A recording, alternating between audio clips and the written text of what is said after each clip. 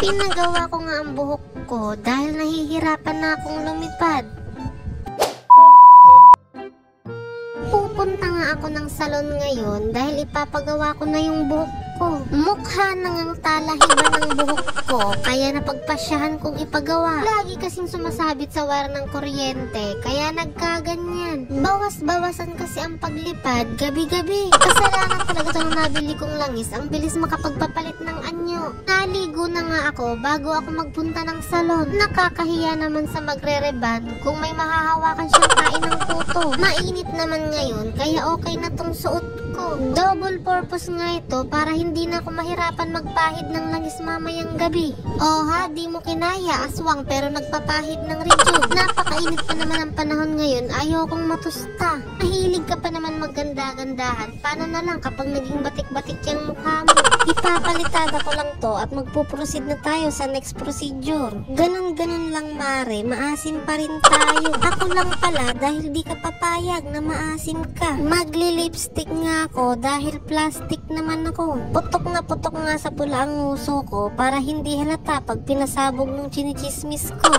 Pwede na siguro to, kaya gogora na ako. Makapag-jacket nga para hindi kitang-kita yung malakargador kong braso. Nakakahiya naman kung ka-sexy ko pero mukha akong mananapok sa kanto. Napakatindi nga ng init pero hindi ako magpapaawat. Init ka lang pero mas hot pa rin ako sa'yo. Kahit anong mangyari, itutuloy ko to. Magra-road trip na nga kami papunta sa salon na pagpapagawaan ko. Ngayon ko nga lang napansin na hindi pala pantay yung kilay ko. Pero okay na yan, ang mahalaga ay may drawing. Nandito na nga ako sa salon at pati yung magre-reband ay napakunot ang noo. Nahawa siguro sa buhok ko, nakunot-kunot. Inumpisahan na nga ni ate ang unang procedure. Blinowar niya nga muna ito dahil mamasa-masa pa. Shoot mare, paano na lang ang kuto ko? Kawawa naman sila dahil lili pa rin sila ng blower. Feel na feel mo ha? May pambayad ka ba?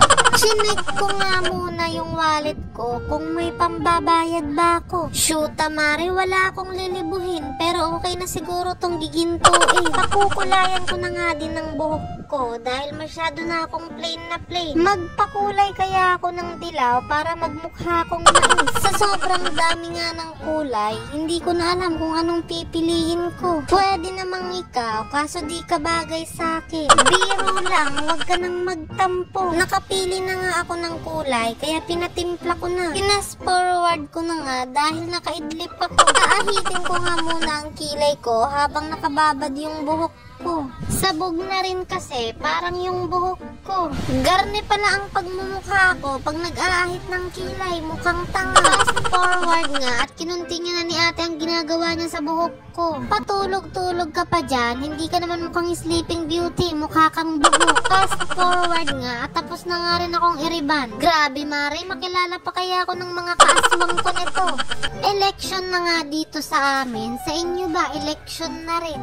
Tatakbo nga rin ako ngayong eleksyon, kaya wag niyo akong kalimutang iboto. Numero 1 nga sa balota, maasim party list. Sakto nga ang pamimigay nila ng t-shirt dahil wala na akong damit, puro labahan. Aabangan ko nga sila sa bawat kantong pupuntahan nila para makarami ako. Pag nagkataon nga makakuha ko ng 5 pirasong damit dito, ay pang 1 linggo ko ring susuotin yun. Hindi nga ako nahagisan ng t-shirt sa unang kandidato, kaya dito ako mag-aabang sa pangalawa. Baka dito ay makatsamba na ako. Shoot mare, ang hirap makakuha ng t-shirt. Ayaw ata akong bigyan dahil alam nilang kalaban ako.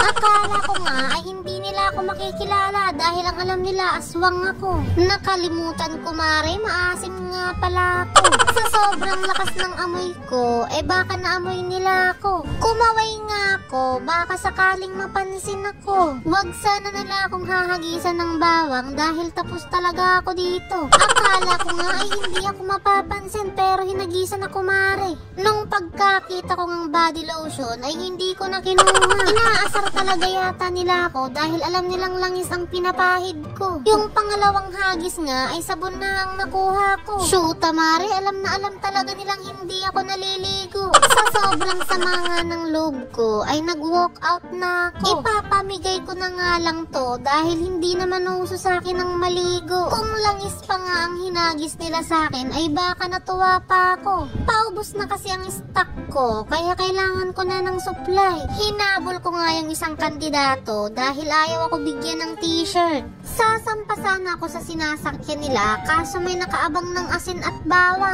Shoot, Mare, ganun na yata talagang galit sa akin. Payong na payong nga sila samantalang ako nabibilad yung noo. Sa lapad nga ng noo ko ay kasya 2 eroplano. Sa kakahabol ko nga sa kanila ay nakita tuloy ako ng mga tagahanga ko. Grabe, Mare, sa lakas ng hiyaw nila nung makita ko ay damang-dama ko talaga ang suporta nila. Umuwi na nga ako ng bahay dahil maraming kalaban sa labas. Baka ihagis na nga nila sa akin yung dala-dala nilang asin. Naggaganda-gandahan na nga lang ako dito sa bahay at e-enjoyin ko na lang yung buhok ko. Sayang naman ang binayad ko kung ibibilad ko lang sa arawan. Pipitas na nga lang ako ng isang hibla dito sa buhok ko pag bibili ako ng ulam. Total dito naman napunta yung sinahod ko. Yan lamang muna for today's video at masyado na akong nagmumukhang tanga din eh.